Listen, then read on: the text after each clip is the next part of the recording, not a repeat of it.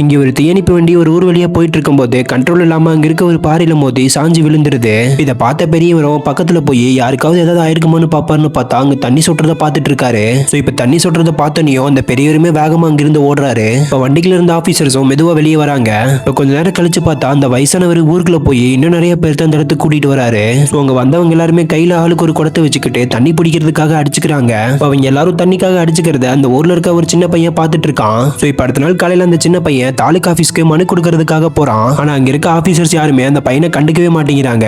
அங்க இருக்க ஒரு ஆபீசர் அந்த சின்ன பையனை பார்த்து உனக்கும் உங்க அப்பாவுக்கும் வேற வேலையே இல்லையான்னு சொல்லி அசிங்கமா திட்டுறாரு. அது மட்டும் இல்லாம அந்த பையன் கொண்டு வந்த மனு பேப்பரை வச்சு அவர் சாப்பிட்டு கையை தொடச்சிட்டு அந்த பேப்பர் அந்த சின்ன பையன் மூஞ்சிலே வீசுறாரு. இப்ப கொஞ்ச நேரம் கழிச்சு அந்த தாலுகா ஆபீஸ்ல வேலை செய்யற பியூனு வெளியே ஏதோ சவுண்ட் கேக்குதுன்னு சொல்லிட்டு பாக்குறான். பார்த்தா அந்த சின்ன பையன் யாரையுமே உள்ள விடாம கதவை பூட்டி வச்சிருக்கான். சோ இப்ப இந்த பியூன் அந்த பையன் கிட்ட சாவி கேட்கும் போது அந்த பையன் தோல்ல மாட்டி இருந்த பேக் உள்ள கதவுல மாட்டி இருக்கிறது ஞாபகம் வருது.